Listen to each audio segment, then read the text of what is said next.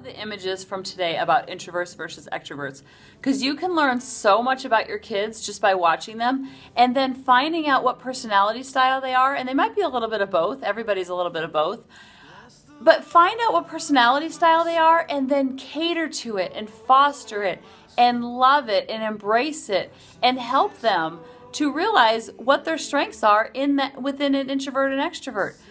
This summer, Lily took a trip with David to South Carolina to visit his parents, and she came back so relaxed, so calm. Her buttons weren't being pushed by Grady or by me or by David. She just was like, hey, what's up?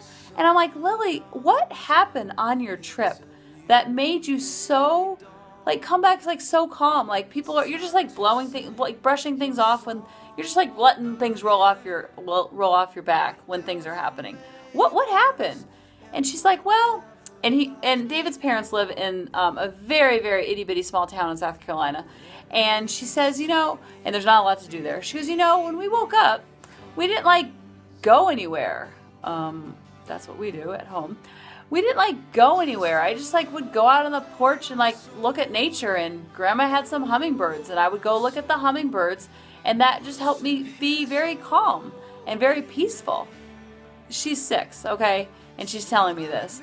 And she's like, and we weren't like going to the water park or going to the zoo or I was like, that's what we do. I'm thinking in my head. I'm like, oh really? Oh, tell me more. And she going on and on and on and on.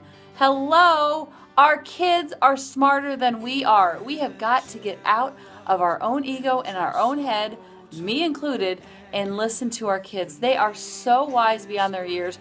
They know what they want. Sometimes they have a hard time expressing it. But if we get out of the way and let them kind of take their own path and just do it alongside of them, they will show us so much more than we can ever predict about our kids. So the more we get out of the way, the better. And listen to the hummingbird story and learn from that. And your kids have those same stories in their hearts. And the deeper your connection is, the more that those stories will come out. And you will learn so much because they know themselves so well. We just have to get out of the way and let them express themselves and be who God intended them to be, not who we intended them to be, because it is completely different than anything you can ever, ever, ever imagine.